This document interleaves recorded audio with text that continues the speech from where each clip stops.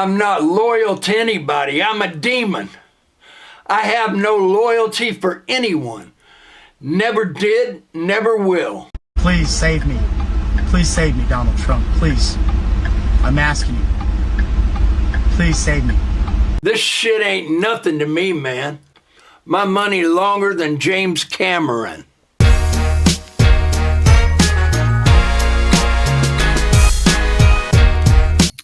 Welcome back into the Door Report, episode 250, 25% of the way to 1,000 episodes. I am Will Byrum, joined as always by my loyal co-host, Trevor Hulan.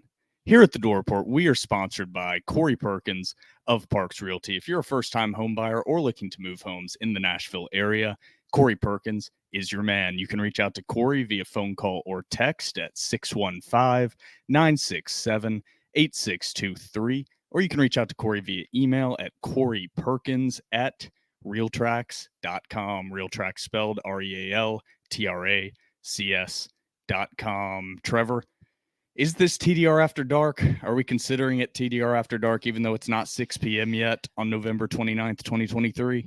I think TDR After Dark is like once it hits 8 p.m. It should be. I think so, even though it is technically after dark. It is after dark, but it's not after dark. I don't think there will be too many F-bombs flowing out during this 2023 Vanderbilt football season recap. That is going to be a bulk of this episode, is going to be recapping the fun football season that all Vanderbilt fans out there got to witness.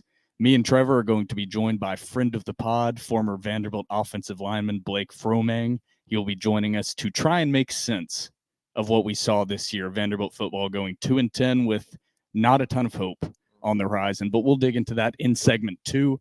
Before we get into that, we have the Vegas Showdown to recap, or what I've been calling it, the Vegas Letdown. And then with Blake, are we going to do this with Blake, a quick Tennessee Vanderbilt recap? We can. Yeah, good idea. We'll do that. There's as not well much to with recap Blake. other than the fight. Pretty much. Pretty boring performance. And then we'll get into a little bit the roster movement that we've seen, even though I don't even think the transfer portal is like officially opened. I don't believe so, no. There's still already an insane amount of roster movement, not just with Vanderbilt, but across the country. It's crazy to watch. So we'll recap that a little bit. But Trevor, how are you feeling right now? Basketball team at 3-3, Vanderbilt football, I don't want to say in shambles, but a lot of stuff going on. How are the vibes currently? I tell you what, dude, my vibes are great because can you read my hat? Vanderbilt women's basketball. If you can't read this, Vanderbilt women's basketball 7-0 taking on NC State, number 5 in the nation. My girls are going to get it done, I believe. Shout out to Shay Routh and Shay We Trust. Outside of women's basketball, Vanderbilt athletics is dead. Yeah. It's dead as a doornail, brother. I'm going to be honest. I'll keep up with them. Shout out to the ladies. I'm not going to go into that rant. Undefeated. Jordan Cambridge, dog. They are. Trevor's paying attention a lot more than me. They are, I believe, like 20-point underdogs. 21.5. 21.5-point underdogs tonight against NC State. What a terrible scheduling conflict that has been pressed upon Vanderbilt fans. The Vanderbilt men's basketball team playing later tonight at 8:15 in the ACC-SEC Network Challenge against Boston College, conflicting with the undefeated Vanderbilt women's basketball team taking on NC State. Am I correct in that statement? You are correct indeed. I'm getting all the teams mixed up because Vanderbilt just lost to NC State on the men's side of things in the Vegas Letdown. But before we get into all of that and much more, don't forget to follow us on Twitter and Instagram at The Door Report. Like us on Facebook, subscribe to our YouTube channel. Our podcast is available on iTunes, Spotify, and Google Podcasts. And while you're at it, give our podcast 5 stars and a review on iTunes. It's now time for segment 1 of TDR. You ready, Trevor? Ready to ride, brother.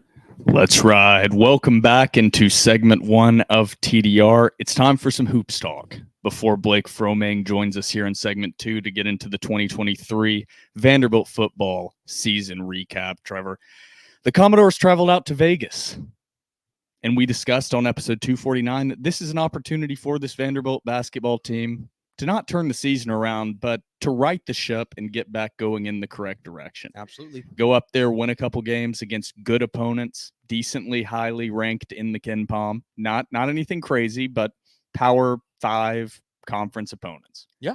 And Vanderbilt went up there and went 0-2 and was pretty much dominated in those 2 games. The final score wasn't so bad against North Carolina State in game 1. Vanderbilt lost 84-78. And in game 2, the following day, playing Arizona State, the team was thoroughly dominated by a not very good Arizona State team, losing 82-67. NC State, decent team, ranked number 72 right now in Ken Palm. Arizona State, objectively watching them, not a good basketball team this year. Not good offensively. No. Was dominated by BYU in that first game. Looked inept on offense in that first game, if anybody watched it in the Vegas Showdown. Arizona State's probably not a tournament team. No. And they were better than Vanderbilt in almost every single facet of that game. Yeah, absolutely. I think it helps whenever you have a coach like Bobby Hurley. I don't want to discount him. Tough as nails, as John Rothstein does say on Twitter. He's a great basketball coach. But yeah, they're not the team. That's not a team that Bobby Hurley typically throws out there. Definitely lacking in talent compared to his other teams. I was hoping that Vanderbilt would put up a fight against them because I thought the talent level would be pretty comparable going into this ball game. And I think it still might be as crazy as that sounds, but Vanderbilt just showed a complete and total lack of effort. Just lazy basketball. Looked like they didn't want to be there. And to preface this, Vanderbilt's starting point guard, stalwart point guard, Ezra Mignon, was out both games, probably due to that same injury we saw him play through at the end of the Western Carolina? Who did they play? I'm brain farting right now. UNC? No, not Greensboro. I don't have the schedule in front of me. Jesus Christ! It was a Friday night ball game. Is it Western Carolina? It wasn't a Carolina. Central Arkansas. Central. Okay. Fact checked me on this, producer Phoebe. Western Carolina is also purple. That's what threw me off. Correct. Central Arkansas is purple. Too. That is what threw me off. So I was at least color associating Phoebe correctly. Wants some loving right now. Yeah, she does. She is getting right up in this mic if you're watching on YouTube. But he was obviously injured in that. Swelling got worse. Wasn't able to go in the Vegas Showdown. The offense looked horribly disjointed. Even with Tyron Lawrence, Van Allen Lubin, both back in the lineup. The offense needs Ezra Mignon. Yeah. I think Tyron is the whipped cream, the sprinkles, the chocolate syrup on the sundae. But as far as this analogy is not going to work. As far as the straw that stirs the shake, straw that stirs the drink, that's Ezra Mignon. Ezra's the ice cream. Yeah, he's the base. He is the base of this team. So not having Ezra out on the court, it's hard to evaluate too much. This season's expectations already falling down the tubes in front of our eyes. Ezra out. Tyron was back. Tyron Lawrence looked awful. Looked terrible. Was not 100%. No. He was the team's leading scorer against NC State. I know that. But Tyron was not at 100%. No. Max, he was at 70%. Van Allen Lubin looked pretty good. Overall, he's just not a 5-man. Van Allen Lubin is not a 5. No. And that was prevalent in the NC State game. Vanderbilt is undersized this year. Yeah. As we talked about over and over in the preview for this Vanderbilt basketball season, you could see the issues already on this roster before the opening tip of the season. And the first issue is Vanderbilt doesn't have size. Yep. And NC State just dominated Vanderbilt on the inside. What was the guy's name? DJ Burns. Former Tennessee Vol. Just obliterated Vanderbilt. He was just big. He's been eating that Carolina barbecue. That's a big boy. That's a big boy. And he manhandled Van Allen Lubin. He made Lubin look like a child. Well, I think Van Allen Lubin's a natural 4. Exactly. Yes. Yeah. The only center, and we'll get into why this is in 1 second, the only true center that they can throw out there is Carter Lang as a freshman. And he's not necessarily gigantic on the inside, but he's the only center on the roster. We have to get into this. Vanderbilt loses both in the Vegas Showdown. They take on Boston College tonight, 1.5-point favorite, over under at 145, I believe. But Lee Dort was arrested on charges of domestic assault correct me if I'm wrong, and strangulation. That is unfortunately correct. A dispute, we won't dig into it too much. Information will come out as it comes out, but he was arrested soon after the team arrived back in Nashville from the Vegas trip. Domestic dispute with his girlfriend of some kind.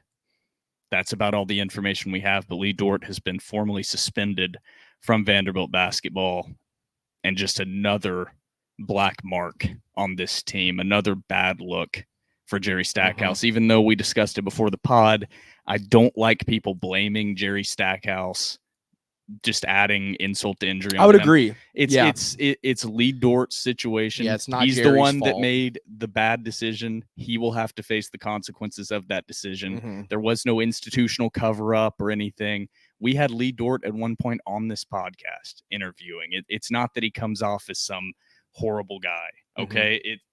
The legal system will work out and news will come out of that, but that's about all I have to say on that subject. Bad situation. Yeah, incredibly for Lee Dort in this unfortunate. program. Yeah, incredibly unfortunate. But Trevor, I don't know how much more basketball talk I have in me right now, to be honest. There are so many issues to point out on this team. We already talked about size. Shooters, or the lack thereof. Shooters. With full health, this roster does not have enough shooters. No. There's not enough scoring.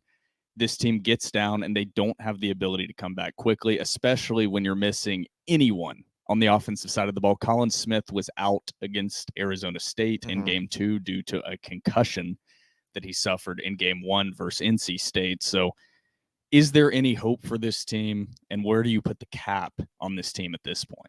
I'll give a brief answer. Then I quickly want to get back to you because you brought up a really good point while we were just talking, while we were cooking or something. The cap on this team right now is I don't even think they're an NIT team. I think this team, as of right, if they keep playing the way they've been playing, even if there is like a slight improvement, I think they're going to get absolutely ransacked in conference play. I truly do.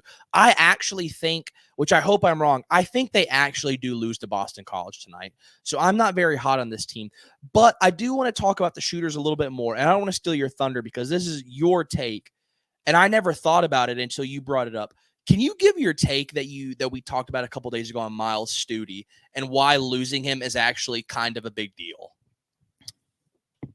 So I didn't think in and of itself that losing Miles Studi was the worst thing for this Vanderbilt basketball program. I thought they would replace him with another guy that was a shooter and would basically do the same thing. But my take on Miles Studi, call it a hot take, call it whatever, it just is what it is, playing basketball my whole life. It doesn't matter if the internal fan base necessarily viewed Miles Studi as a shooter. He was viewed by opponents and opponent staffs and coaches as a shooter, and teams played him as if he was a shooter. If Miles Studi is standing outside the three-point line, opponents have a call on him, whether it's red, like it was for me in high school, or something, that we do not help off of this guy. We have to stay connected to his hip. You don't have help responsibilities if you're guarding this player in particular. It's on a scouting report. You do it in high school. I'm 100% sure they do it in college. And so that opens up everything else. If you have a guy on the court that their man guarding them does not have help responsibilities. Just the threat. The threat of it. And that's not something that you can determine internally from your program. It is just something that you have to put on tape that other teams are afraid of having happened to them, and that is a shooter consistently getting hot and scoring. And right now, Vanderbilt doesn't have that. Every single team is not focused on anyone on the outside on this offense. So it's not opening up the lane and inside the three-point line for drivers and slashers like Tyron and Ezra. It's not opening up post moves for Van Allen Lubin. And on top of not having shooters on the outside, Vanderbilt has no threat to collapse the defense on the inside. Van Allen Lubin is not a post. Vanderbilt has ran their offense with a scoring post for the most part. Inside, they don't have that this year. The offense has no identity and is disjointed. And I don't even think at full health that those problems will be solved. So not having a guy that the defense has to consistently worry about on the outside has a ripple effect on the rest of the offense. That's why driving lanes aren't open. That's why dump-off passes aren't open. It's because no team is scared of helping over on defense because Vanderbilt just doesn't have enough consistent shooters on this roster. and you're not going to create those throughout the year. It's just not there. Do you think some teams, not to the extent of Miles Studi, do you think some teams maybe treated Trey Thomas that way? Not as serious, but maybe no. You're okay with letting him play. They didn't. I mean, you watch it's kind of like having a receiver with speed on the outside. It's not that you're going to get them the ball every single time. It's that they have to leave a safety high on him every single play, because the one time they don't is the time that you beat them on burnt.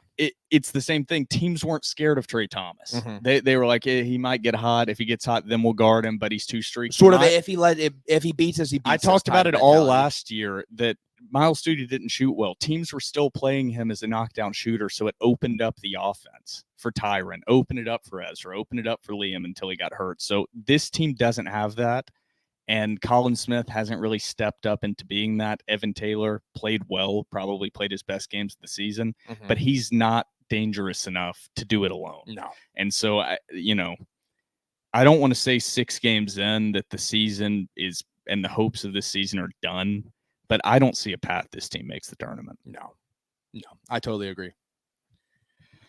Anything else in the hoops talk you want to talk about? This gigantic dumpster fire before we have Blake Fromang join us for the Vanderbilt football season recap, as Phoebe is sitting on the Z key. On the Z key on my laptop. Anything else you want to add before segment 2? Just a suggestion. If Vandy women's hoops keeps rolling, we need to start talking about Vandy women's hoops instead of Vandy men's basketball. We'll just swing it to you. Well, hey, shout out to my girl Jordan Cambridge. Yep, there we go. Shout out to Jordan Cambridge.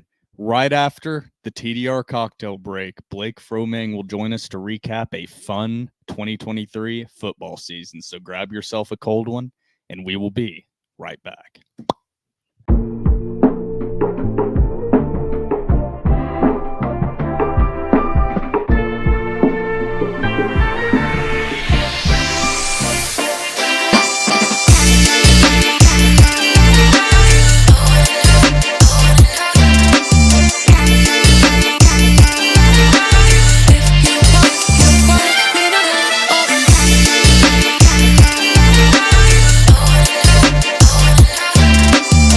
Welcome back from the TDR cocktail break into segment 2 of episode 250, November 29th. It's officially TDR After Dark. There's been some breaking news, Trevor and Blake. Let me introduce Blake here. I almost forgot. Yeah, his returning as a guest, Blake Fromang. Guest. Thank you, Blake, for joining us. Blake Fromang joins former Vanderbilt offensive lineman, current attorney at Morgan & Morgan for the people. Morgan for the people. There we go, Blake. Thanks for taking the time with us here. There's been some news that we were discussing that's just broken literally during the TDR cocktail break since me and Trevor recorded segment 1 doing some Vandy hoops talk. The news, Trevor, I'll let you break it since it's your sources that confirmed here. Our sources. Our sources. So before TDR started, before we hit record on the first segment, TDR got a scoop that there was going to be a shakeup in the Vanderbilt football coaching staff. We shipped out that tweet immediately after our second segment as we were getting everything prepped and ready to go. We got a second scoop from 2 different sources, both confirming that Joey Lynch has been relieved of his duties as Vanderbilt offensive coordinator. TDR, the Door Report, can confirm Joey Lynch is no longer on the Vanderbilt coaching staff. So it's coaching. It's search season, baby. It's search season.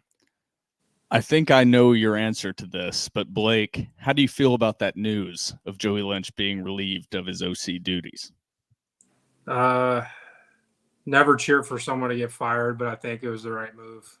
I think, Clark, with what's gone on this year and everything, this is kind of his last chance to build something and get the right people around him. And, when you're up against the wall, you got to make tough decisions. So I think he made the right decision. Sorry, Joey lost his job, but to move forward, we got to make a change there.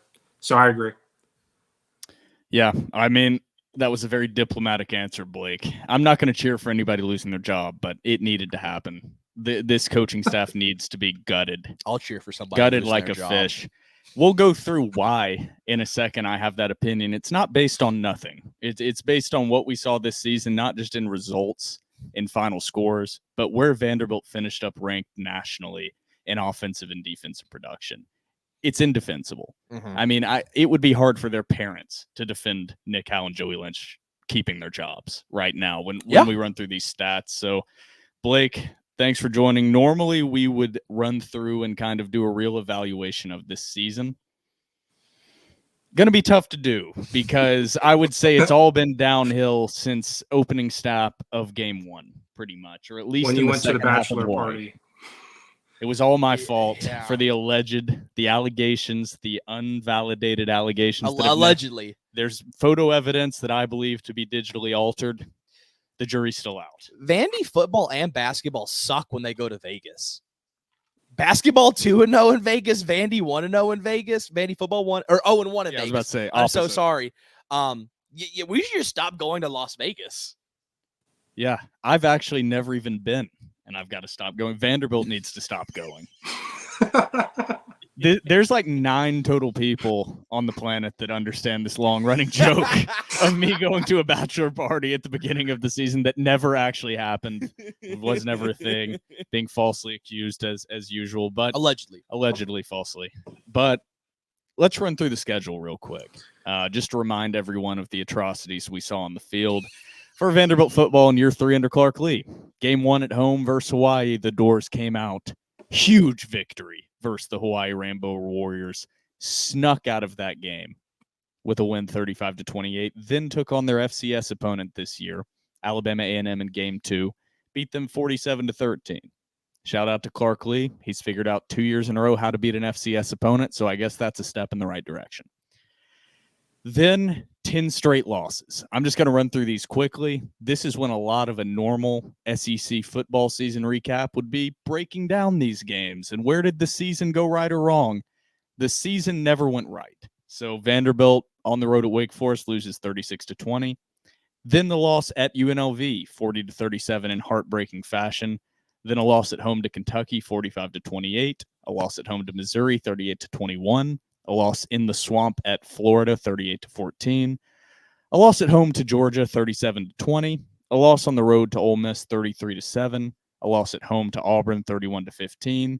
An embarrassing loss at South Carolina, 47-6. And then finally, the game that doesn't even deserve a recap, a loss at Tennessee, 48-24. An improvement over last season's 56-0 loss. But the 2023 Vanderbilt Commodores finished 2-10, 0-8 in the SEC. Anything you guys want to add about what you witnessed throughout the season? I'll go to you, Trevor, first. I just want to give a shout out to these Alabama A&M fans that were at our throats on Twitter after that first game. I don't know if anybody remembers that, but apparently Alabama A&M has a very large Twitter fan base. And they kept tweeting at us. This one guy said, "You guys are not going to win a game the rest of the season. I'm telling you." And I said, "This guy's an idiot." And I don't remember his Twitter handle. I don't even know if he remembers this pod. If you're listening, dude, or you find this clip, shout out to you. You were totally right. You nailed it. The hammer, meat, nail. You were totally right. I mean, just a disappointing season overall. And I think one of the many frustrating things is none of the SEC games were close. You know what I mean?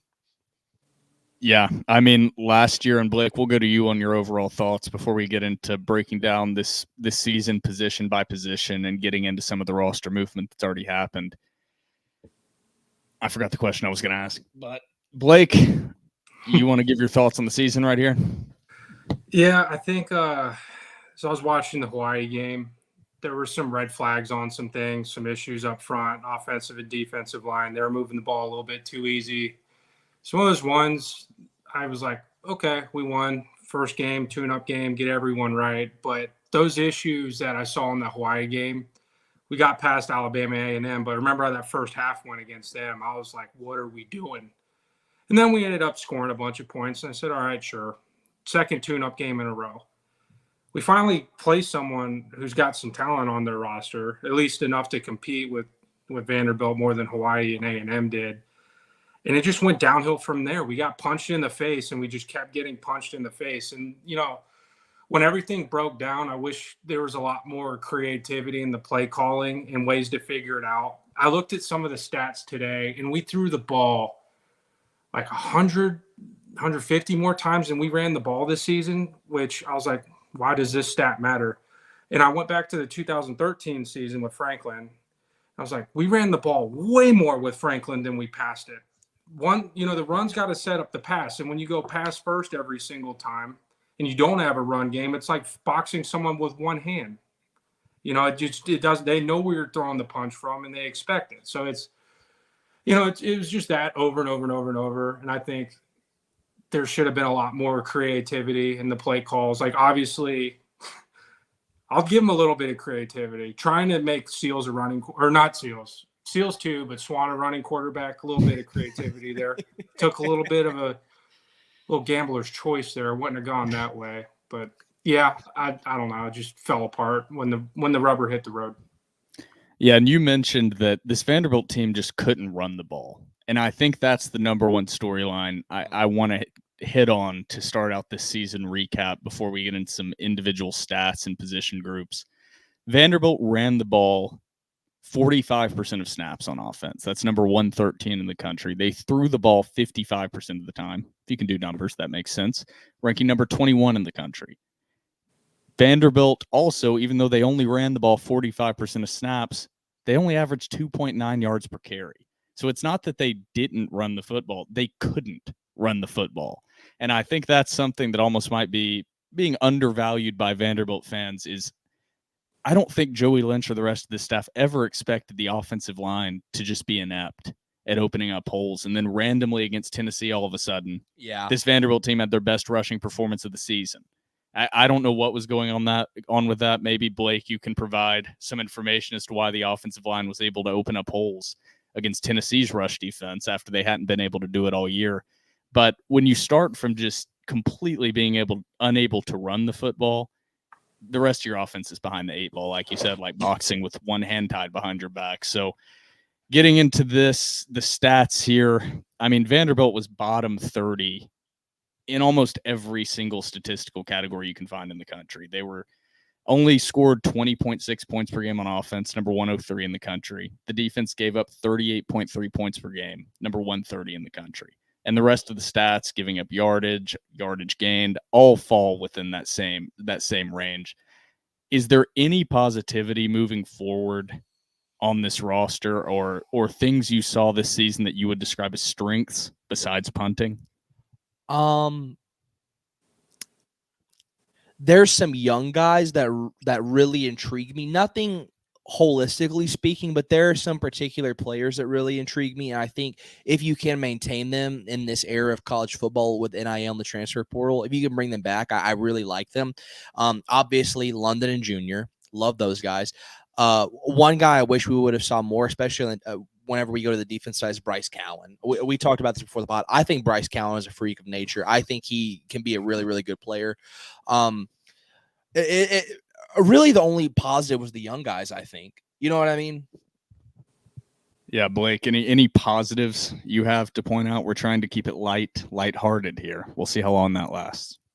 You can't buy experience on the O-line, so the young guys getting some snaps in there, I think, is a big positive going forward.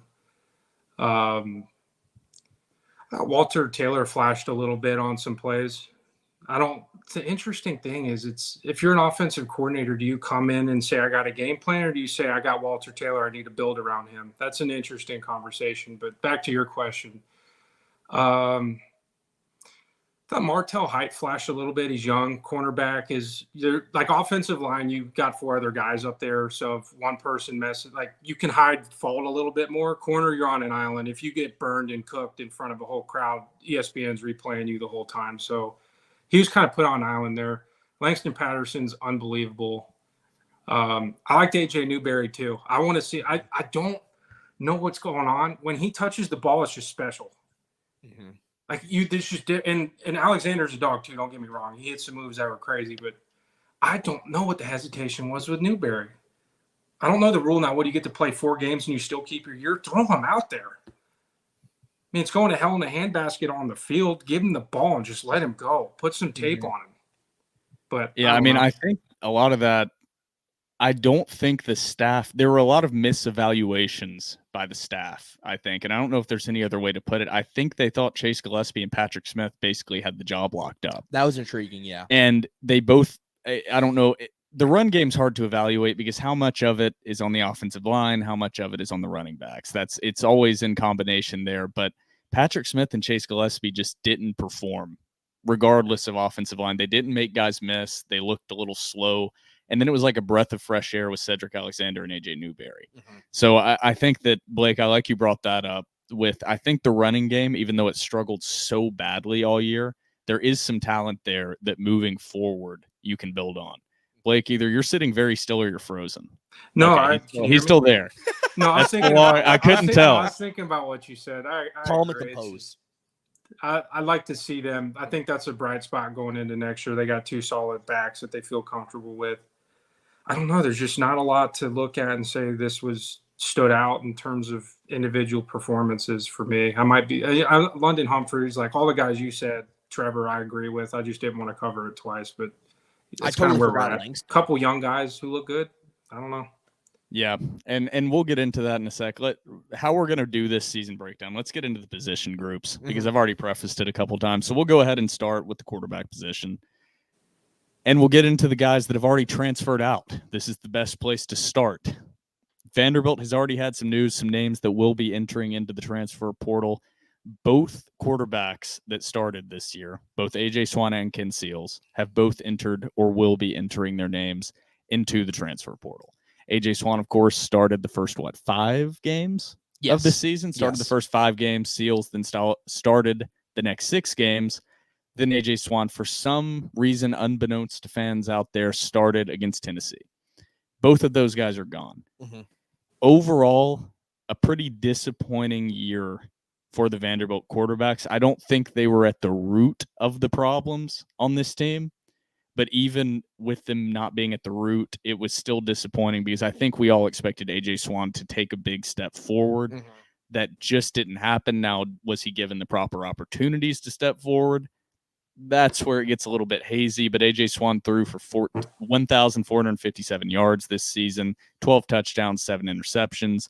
Ken Seals, of course, also entering his name into the transfer portal, threw for 1,183 yards, 11 touchdowns, 4 picks. Both of these guys were, in one word, okay, in my eyes. They were very okay. Trevor, Blake, I don't know if you want to put a grade on it, but in my opinion, they were C-, D+ overall at that position group. Yeah, and I'm glad you brought up their faults and saying I'm not sure if it's totally them or if there were other things at play in terms of coaching staff, in terms of scheme. That is exactly how I feel. We've said it on the pod. I'm not going to hash it out again. I personally think AJ Swan was given a really raw deal, and I truly feel for the kid. I'm incredibly thankful that we had somebody like Ken Seals, who has given his all to this program, and I truly hope the best for both of them. With that being said, I agree with you. Swan had to limit the turnovers, could not. Maybe this is our fault, but we had big expectations for him going into this season. I'm going to give them a grade I'll go a D. I'll go a D. Blake, what do you have from the QB position? We're going to try to give grades to each position. We have not planned these out. We informed Blake literally 30 seconds before we started recording that he had to come up with grades for position groups. That's the TDR difference. That's the TDR difference. Never know what you're going to get. Now 2-time guest of TDR. It's tough to calculate it because they were so mismanaged. And you're asking them every single game because the defense has struggled as much. They're playing, down all game long, and they got to throw the ball all game long when the defense has, we can't run the ball. So they're dropping, they got a nickel in there. I mean, that's a tough call, but I'd give them, given the circumstances and everything, and they both got raw deals. I didn't like how they were treated. I'll be generous. I'll give them a C. I really think they were put in tough spots here. And it's like, same thing with a running back with no offensive line. And if he doesn't get a lot of yards, you're going to say he sucks, and you can't. I'll give him a C. They could have done better. I think they gave Swan a real shot at the beginning of the year for sure. He turned it over, but at the same time, he's getting hit every play. Mm-hmm. He's getting hit every play, and he's a sophomore. He's a true sophomore. That's where I think we were trying to hit on it early in our preseason previews is we have a lot of hype for Swan, but there's going to be growing pains when you throw out a true sophomore out there as your starting quarterback that already is a gunslinger. He's going to have turnovers. And for some reason, that was mind-boggling to Vanderbilt fans that he threw interceptions. I'm like, that's his game. Is he's going to make throws that no one since Cutler, basically, you've seen make. And he's also going to make decisions that are going to make you go, what the hell are we doing? That's the growth. That's the growth of a quarterback. People just forget Kyle Shermer going into his junior season was not the 100% starter. Vanderbilt fans were all behind him. And he ended up being an incredible quarterback throughout his Vanderbilt career. But I do want to ask you, Blake and Trevor, Walter Taylor, a guy's name that we have not brought up a ton, did play quite a few snaps this season. A young guy, big physical freak. I don't really know any other. He's 6'7", left-hander. The ball looks incredible coming out of his hand. But Walter Taylor this year was 5 of 15 for 44 yards, 1 pick, no touchdowns. Do you see Walter Taylor as a guy that's actually going to compete for the starting quarterback job? Or do you see him as a guy that's going to be a package type guy, maybe like a Taysom Hill almost, utilized for Vanderbilt in red zone situations? This might be a cop-out answer. I don't know if I can really say just based on what we've seen this year. I will say what we heard in preseason from insiders who were at practice every single day, I would, if you trust those guys, which I do, I would probably say a package guy. But then again, like, just put in a tough spot. So I don't really know. Blake, what are your thoughts on Walter Taylor? He's got intangibles. He's fast. He's big. Young. Made some good throws. Made some not good throws. I think, honestly, it depends on, one, who they bring in the transfer portal, and 2, what the offensive philosophy is on the offensive coordinator they hire. If they hire someone who's like, we're going to throw the ball every single play like we've been doing, which I hope we don't do, Walter Taylor, you're not using his assets, and I don't know what his arm looks like all the way yet. So I'm not sure. I think he can compete. I mean, he's got the talent to compete. He's got the intangible speed like Mike Wright had, which can save your ass, honestly, when your offensive line isn't playing. So I give him a shot. I'd say, yeah, I think he's got a chance. Yeah, the ball looks pretty coming out of his hand, a left-hander. It always looks pretty coming out of a left-hander's throw. I'm just going to have the hot take. You and Trevor gave diplomatic answers. If Walter Taylor is the quarterback going into next year, we're screwed. Like, Clark Lee might as well find a new house and a new job. Walter Taylor is not the answer and will not be the answer ever at the quarterback position. So they better pray to God that Barton Simmons has a plan in mind and that there's a quarterback coming in the transfer portal. I'll go out on that limb, and I hope to be proven wrong maybe by Walter Taylor, but I won't be. Guaranteed I won't be. I saw what I saw. He only had 15 attempts, but he completed 33% of his passes and did not look like he was anywhere close to running a full offensive system. Maybe that's a little too harsh. Let's move on to the running backs. We already discussed them a little bit. Patrick Smith is gone. It will be entering because the transfer portal hasn't officially opened up, even though there's all this movement. Yeah. I don't understand it. Tampering, whatever. Baby, tampering. We love tampering here. TDR's a big tampering fan. Clark, let's do some tampering. Yeah. Hey, Tamper Vanderbilt, let's away. just cheat. Let's please. Literally, I've been saying this for years. We put this in the GC. I was like, Vanderbilt is a private institution. You don't have to release your financials. Vanderbilt, just cheat. Nobody knows where the money goes. Nobody has to just cheat. Look, if you do cheat, literally nothing happens. No. Nothing will happen to you. What are you going to do? Be relegated to being the worst team in the conference? What do you have to lose? We already are. It doesn't matter. And just cheat. And whenever you cheat, your fans love you. Like Michigan fans are like, we love Connor Stallions, baby. Let's cheat, Vandy. If you ain't cheating, you ain't trying. All right? So let's get some cheating going. Let's get into the running backs here. Hold on. As an attorney, I ethically have to tell you, don't commit a crime. Allegedly cheating. Dang it, I want allegedly. a winning season, boys, but watching it from behind bars is not the way to go. I'll take the fall. See, But I do want a thing winning is, season. So you just retroactively take away wins. That's your worst case scenario. I'll go The to precedent has already been set by Tennessee. If you just hand players bags of money in McDonald's bags, they just retroactively take wins away and give no punishment to the future of your program. If they want There's to send no somebody, downside. if they You want to can send somebody to jail, literally I'll go. You can literally have a gigantic sign stealing scandal, Michigan. Yeah. And But if all they're- that happens is your coach takes a 3-game suspension from the sideline. Nothing else is going to come of that. They're still going to be in the college football playoff. And The fans still experience the wins. Who cares if in the record books they strip away a few wins? Let's cheat it up, baby. And Allegedly. fans treat you like a god. They're like Connor Stallions. We love that guy. Also, let's go ahead and put on the record. If there is a cheating scandal, I will take the fall. TDR will take the fall. Candace Story-Lee, I will go to jail for this program. Allegedly, he's not being serious. This is a joke. I'm protecting you. Blake, you are TDR's official lawyer when we're brought up on charges, and this is put up on the screen. Blake's just going to be like, all right, time to pack it up. Yeah, he just start to leave the courtroom. Just started my job, guys. No, I'm just kidding. Yeah. But honestly, well, if they take away like 10 games, that's like 5 seasons gone. That's a good point. The math honestly. isn't on our Michigan's like, oh, we lost a season. Us, like, that's pretty big. Like, we lost half. That's a great point, actually. Okay. I'm still in favor of Talladega Nights. If you ain't cheating, you ain't trying. All right, let's get into the running backs now. A few position groups to go. Patrick Smith, entering his name in the transfer portal, was Vanderbilt's second leading rusher. We expected more from Patrick Smith, to be honest. 79 carries, 327 yards, 4.1 yards per carry.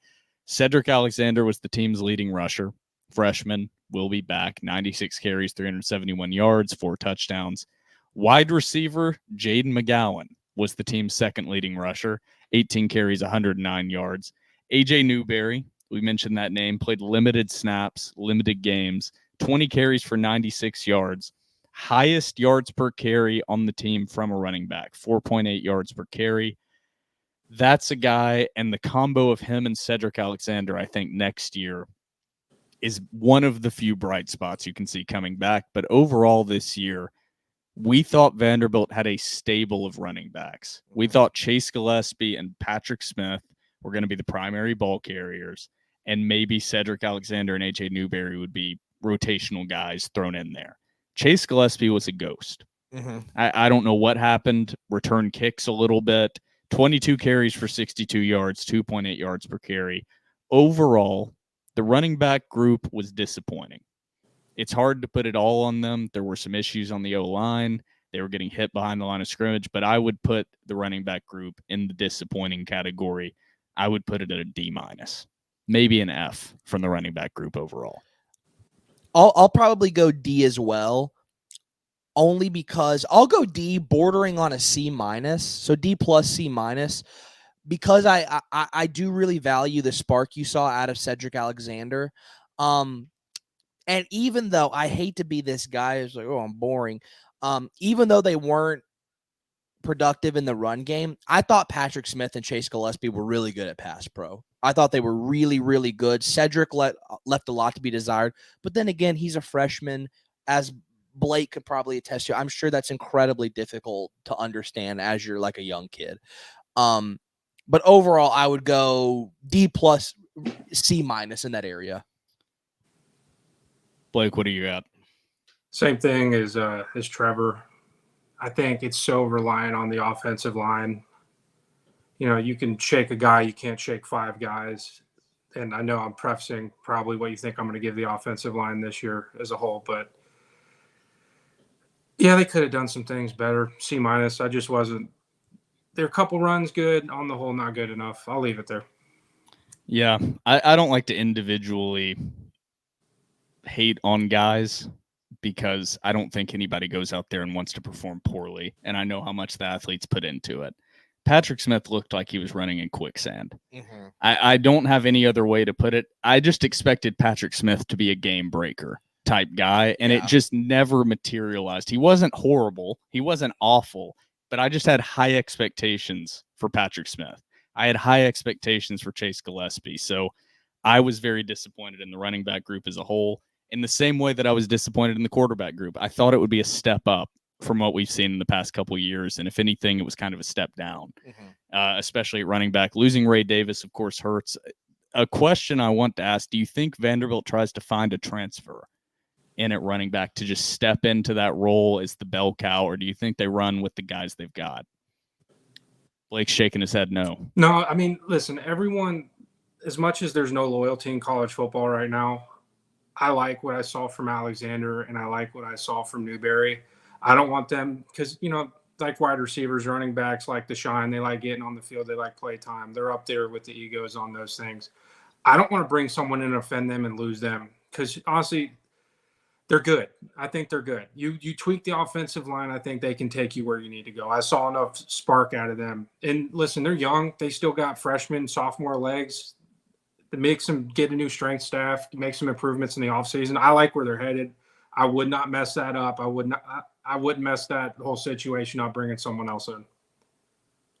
I think I lean with Blake, although I will say I'm not opposed to bringing in somebody in the portal. Like if they bring in a guy who tore it up at even like a G5 level, I think I would be happy just because, you know what, man, the more the merrier is sort of my mentality right now. Yeah, I don't think that's a primary group that needs to be focused on.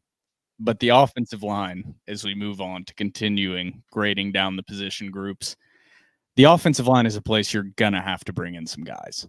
Julian Hernandez announced that he's retiring from football. I don't want to miscorrect or incorrectly quote that. Yeah, he's not using his he's not using his final year of eligibility, done with football. Also, rotational offensive lineman Kevo Wesley has entered the transfer portal.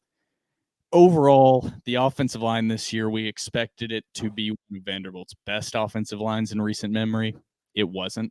It just simply never materialized. I don't have the ins and outs, X's and O's, what happened, but anybody with eyes can see this offensive line did not perform how we all expected. Ranked number 82 in the country in sack percentage given up, giving up sack on 6.75% of dropbacks.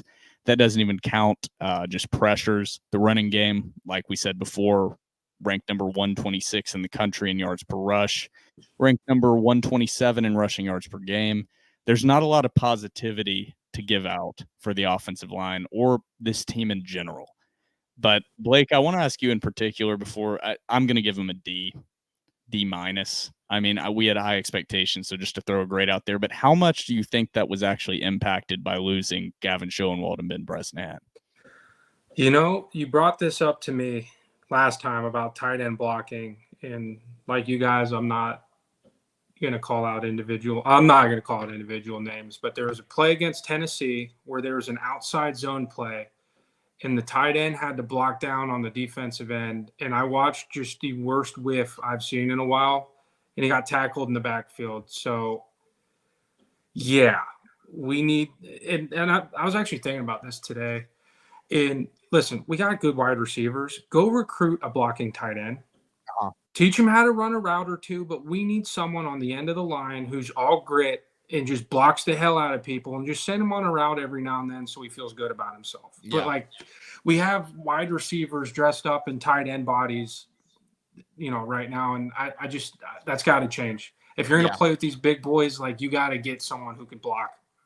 Yeah, I agree. Will took a pee break, but I'm going to keep my grade short because Blake, I want to ask you another question about something you said earlier in regards to the offensive line. I'm going to give them a D. There are pieces that I thought were interesting. I've been a big proponent of Gunnar Hansen. I think he's a dog. Grayson Morgan going forward, I'm not sure. He's just so small. I'm going to give them a D, so I'm going to keep it short. But Blake, I do want to ask you, you said it's hard to build, or I'm paraphrasing, but it's hard to bring in experience with an offensive line. You need those young guys. Could you just expound on that a little bit more? If it's like an all portal offensive line, could that be considered a red flag, maybe from your perspective?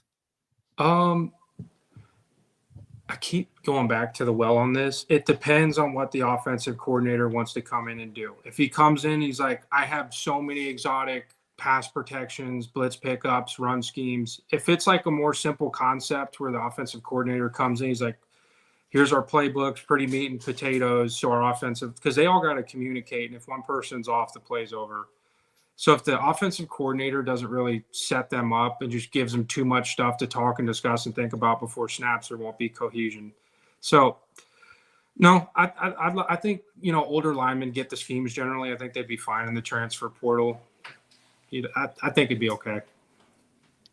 I missed Blake's answer because I did not pee during the TDR cocktail break.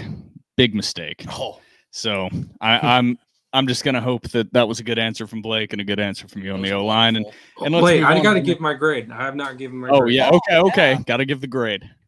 And I want to base my grade on this because when we get to the DBs, they're going to get a low grade. But saying they underperform more than the offensive line wouldn't be fair because the expectations on the offensive line were huge. And the DBs, we kind of knew that was an issue going in. So it's graded on a curve with what I expected versus what I saw. And I'm giving them a D-. Too many mental mistakes. The penalties were crucially horrible when we were in the red zone all the time. Gunners really, they have good players. It's just as a unit grade, they couldn't figure it out. And you saw the run score on there and the sack score, bad. Needs to improve. Yeah, I mean, it's hard to go through and give grades because they're all pretty much going to be negative. We don't want to just be negative for being negative. Mm-hmm. And I think that's the tough balance. But when you saw what you saw over the last 12 games, you see where this team ranks, and then there were expectations going into the season. It would almost be more disrespectful to not give criticism to these players. Because it's like if you're not giving criticism to a 2-10 season that ranked bottom 20 in almost every statistical category, then you were going into the season saying, this team's going to suck. These guys kind of suck, whatever. So criticism is valid, I think, in this situation. Moving on to the group that I think is supposed to help out that O-line a little bit, but Vanderbilt lost 2 key guys from last season in Gavin Schoenwald and Bid Bresnahan, had injuries going into the season in Justin Ball. Yes, right? That's Cole Spence. Cole Spence. Spence, yeah, Cole Spence is who was injured before the season. The tight end group. You had a young buck, Cam Johnson, came in, showed flashes of the playmaking ability he can provide. Logan Kyle, former wide receiver, transitioned into being a tight end, showed some okay signs. But overall, the tight end group didn't have super high expectations coming in, but they didn't really flash anything overall, whether it's pass catching or pass protection. I would just give this group a C-. They didn't have high expectations coming into the season, didn't do anything outstanding, also didn't provide much to this offense. So I think there is hope in the future. I think Cam Johnson can be a dynamic playmaker from that tight end position, but number one, he's got to put on weight, and number two, he's got to get a better number. He cannot be number 48 is what he was. 48. Bad number. It makes him look worse and slower than he is. Cam Johnson's going to be a playmaker. It's just whether they can find guys to help in pass pro. Yeah. And that's going to be maybe a transfer portal target is that tight end position to provide a different type of tight end. I don't know. Yeah. That's a lot to be decided this offseason. I'm going to keep my answer short and sweet. I'm going to give these guys an F. There was really nothing to write home about. I think they were disappointing in every aspect. And this is just as a unit grade, so we'll keep prefacing this is just as a unit grade because I agree with you. I think you saw something from Cam Johnson, but he wasn't on the field a lot. So in terms of Justin Ball, Logan Kyle, left a lot to be desired. I understand that your best guy in Cole Spence was out all season with an ACL. Could that have changed things? Absolutely. But as a whole, I'm just going to give them an F. They were basically non-existent. Yeah. Blake? Run blocking was virtually non-existent. That's half the position. So D plus. Feels like a lot of grades are falling in that D range for us right now. I don't think we've given anything above a C- so far at any position group. And defense, I gave quarterbacks a C. Okay. Yeah. Quarterback's got a C from Blake. So highest grade right now is a C. That's not ideal as you've run through almost the entire offense. But final position of the Vanderbilt offense in 2023, wide receiver. This is going to be an interesting grade because the expectations for this wide receiver group were high. Will Shepherd, Jaden McGowan, Quincy Skinner Jr., freshman came in, London Humphreys, Junior Sherrill. Did this wide receiver group underperform in your minds? And how much can you put on this wide receiver group versus Joey Lynch and this offense just not being able to get the ball in their hands? I think I I don't want to say it's 50-50, but I think blame goes both ways, particularly, and we love Will Shepherd. We love Will Shepherd. We hope he comes back. The drops were rough. The drops were really, really rough. There was a lot of plays into which I don't know if they used him as a decoy or anytime he was blocking, especially in blocking on those screens. Blocking was awful. But you had such, like you said, you had such high expectations from him. You're like, this guy could come in. And at one point early in the season, we're like, he might shatter Jordan Matthews' touchdown record. He was on track to shatter it. Expectations were so high. There's a lot of pieces I really, really like. I'm going to I'll give them a B-. I know that's high. Whoa. That's very high. I'm going to give them a B-. I think they were really the only redeemable part about the offense. I'm going to go B-. I was hoping going into the season I would give them an A at the end, but I'm going to give them a B-. B-. Blake, that's the highest grade given out. You going to agree or disagree? I agree. Drops happen. You got to factor that in. Like, offensive line's not getting lower than an A because they give up a sack or two. Like, those things happen. A little more drops than I like. They made some big plays, though. Like, Humphreys stepped up. Quincy Skinner looked good. Will Shepherd made some big plays. He made some freak catches. You know what? I got to give love somewhere. I'll give him a B. A B. We couldn't run the ball. Like, they're the only way we scored. So, shout out them. Yeah, it's just as much as the running backs being dependent on the offensive line being able to open up a semblance of a running lane is the same way that it's like, how hard can you judge these wide receivers when you never really had a quarterback that was able to get them the ball consistently behind an offensive line that could protect consistently? So there were drop issues. The expectations were high. I don't think the receiving group as a whole was as dominant as I hoped. I'm going to go a little lower than you guys. I'm going to give them a C. I had very high expectations for this receiver group. And I think London Humphreys kind of came out of nowhere for me. I didn't think he would make as much of an impact as he did. I thought it would be Junior. Yeah, London Humphreys was the second leading receiver in yardage on the team. London Humphreys, 22 catches, 439 yards, 4 touchdowns. Will Shepherd led the team, 47 catches, 684 yards, 8 touchdowns. Most of Will Shepherd's production was early in the season with A.J. Swan at quarterback. It's hard to be too critical of them because there was just not consistent opportunities to get him the ball downfield.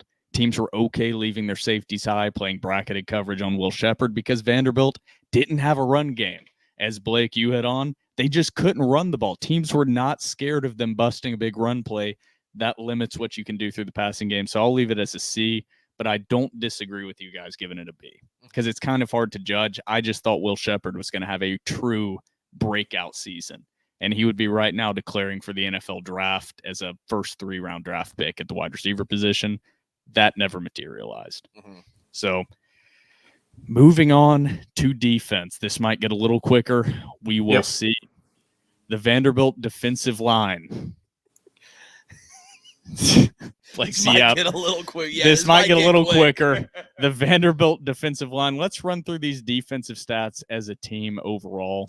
Vanderbilt's defense gave up 38.3 points per game, number 130 in the country. Gave up 471 yards per game, number 132 in the country. Just a reminder, there are only 133 FBS football teams in the country. Vanderbilt was second to last in yards given up per game. Points per play was number 129 in the country. Third down conversion percentage, number 127 in the country, giving up almost 50% of third downs.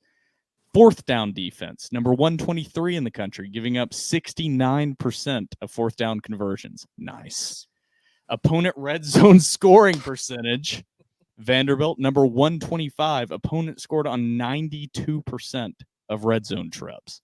there's almost no positive. 92%? 92.16%. Really? That's not touchdown percentage. That's That's scoring just percentage. Just scoring. Really? Because you've got to That's remember. way higher than I thought. Just keep in mind, it's a rule of college football. Kickers can't miss against Vanderbilt. Yeah. So they're automatic. Once you play Vanderbilt, your kicker becomes Justin Tucker. It's automatic. So high. I mean, it seems because it is high. But rushing yardage per game, Vanderbilt's opponents' yards per rush. Vanderbilt ranked number 121 in the country, giving up 5.2 yards per carry, giving up 179 rush yards per game. Opponents also completed 51.65% of their – that's not right. No, opponents completed almost 71% of passes against Vanderbilt, ranking number 132 in the country. There's no positive to hit on here, is what I'm getting at. So getting into the defense, defensive line play, couldn't stop the run, couldn't get pressure on the quarterback. We had high expectations going into the year for Vanderbilt's front seven, but specifically we thought the defensive line would take a step forward. Blake, you brought up a great point last time you joined on episode 242 that this is a young defensive front from Vanderbilt. So maybe our expectations were too high, but overall this defensive line was terrible. They've got to get help. They already have gotten help in the transfer portal and a transfer from MTSU in Zaylen Wood. How many sacks did he have last year for MTSU? His stats were pretty good. He was I know he had 2 against Miami. Got it. Pick, I think. I think so. That sounds right. But defensive line overall was terrible. I'm going to give him a D. Trevor, Blake, what do you got? You're going to give the defensive line a D? A D. They're an F for me. An F? They're an F D minus. They're an F minus for me. It's for my grade, I'm going to quote Maurice Richards, a.k.a. Rich Boy. Throw some D's on that. D minus, bad. I could eat a ham sandwich in the pocket. Boo. Throw some D's on that. Hey. Door report, baby. One and only. That was beautiful. Throw some D's on that. That's going to be the title of this episode. Throw some D's Throw on some it. D's on Throw that. some Yes, D's on let's it. go, Blake. There we go, Blake. We have our title now. We're titling our episodes differently. Before we used to do it, we've discussed this. It's been 3 episodes in a row, and we're going to keep it going. Our episode titles used to be like Vanderbilt 2023 football recap, season recap. Now we're doing it with interesting quotes from the episode. That's it. You've nailed it right there. But there yeah. you go. Sound bites, baby. So Trevor's giving it an F. You got a D. I'm giving it a D minus. Let's go to linebackers. This is a tougher decision as far as grades go because there was one particular standout in this position group, Langston Patterson. In my opinion, that is the type of guy you can build a defense around. He looks like a legitimate SEC linebacker, speed from sideline to sideline, can close those gaps. A hitter. Something that Vanderbilt did not have in Ethan Barr, also gone to the transfer portal.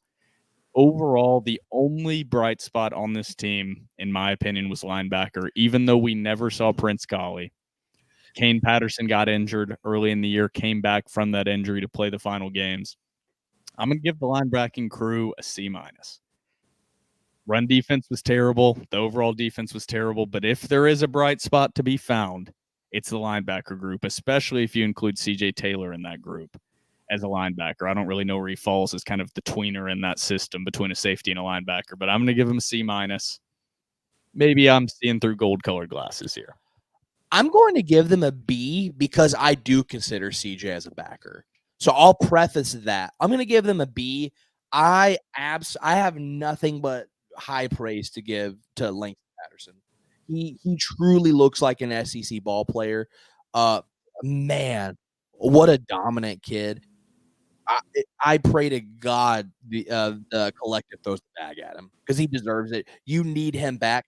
I thought Kane was really good as well. I thought CJ, like I said, I consider CJ more of a backer.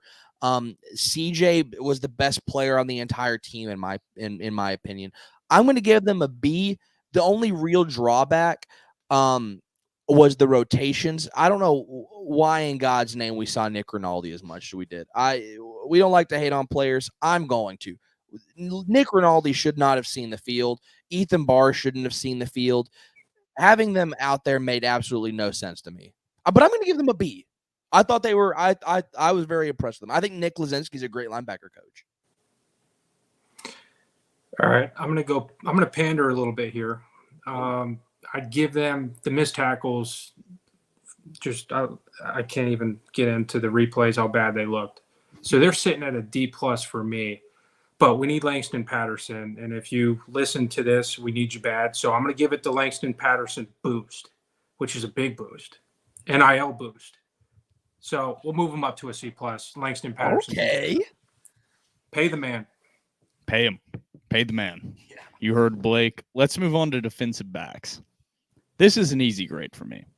The secondary was the number one problem on this entire roster. I don't mean to interrupt you. We're including safeties, right? Yes. Yeah. Okay. We're just including Okay. DBs. Oh.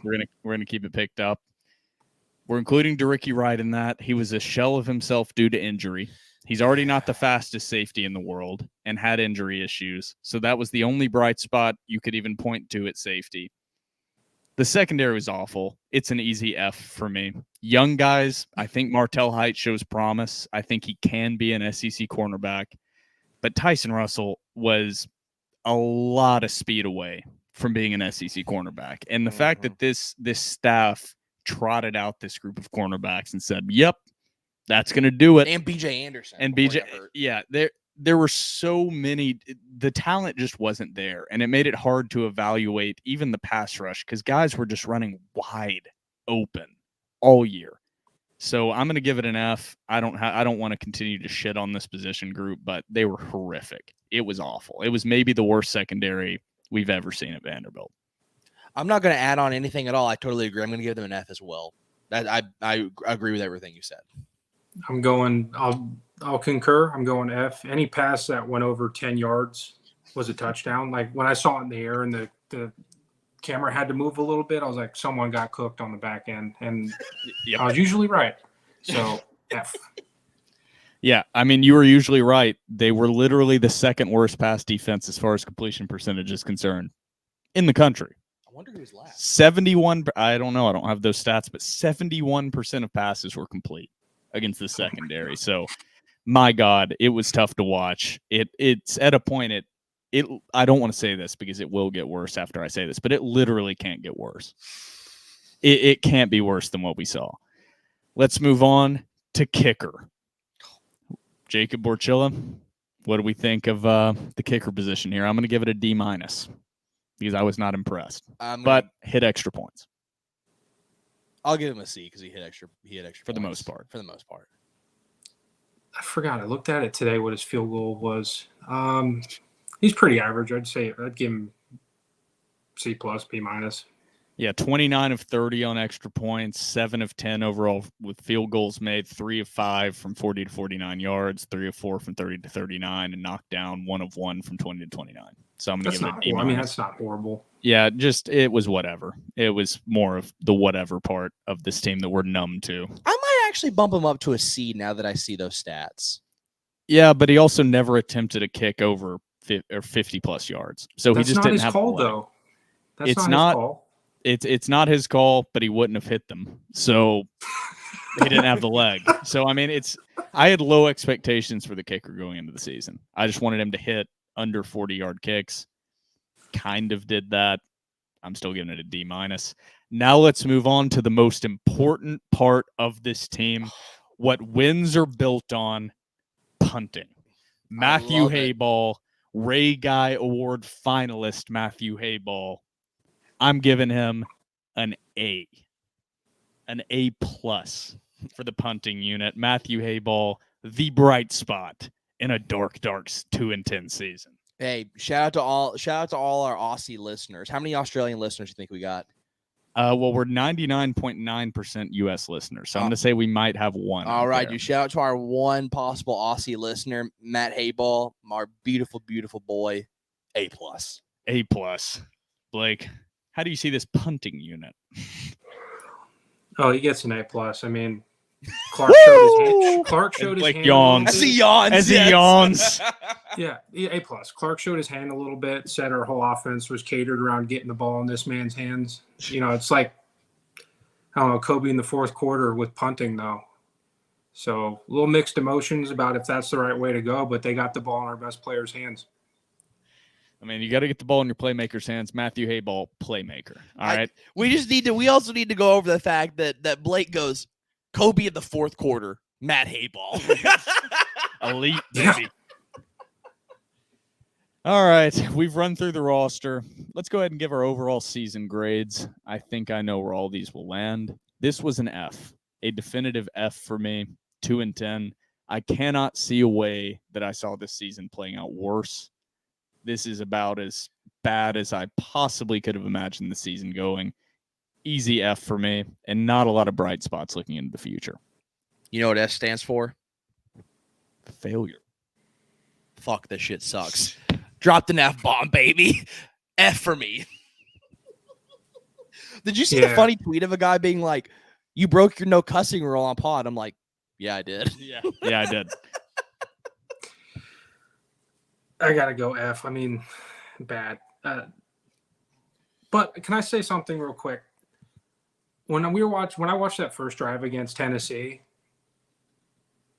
I felt it again, boys. I felt back into it. I was like, hold on, we're gonna be good. So no matter how bad this team can have Fs, if they score against Tennessee with one drive, I'm back in. So I don't know. I'm so delusional right now. A conditional F. A conditional? You're giving them above an F, Blake? No, they get an F. But I had to pull myself. Coffees and no sleep. Being a lawyer, I'd like dazed off a little bit there while I was explaining it. But F. F. Yeah. I want to find bright spots. I want to not give an F to this season. There were small bits of improvement. You know, last season they lost to Tennessee 56-0, and it wasn't even competitive. This season, the gap was closed between Vanderbilt and Tennessee a little bit, but it was crazy to watch 8 SEC games and not one time feel like Vanderbilt had a legitimate chance at winning an SEC game. Mm-hmm. After last season, they won 2 against 2 guys that were drafted in the top 33 picks at quarterback positions, and Will Levis and Anthony Richardson.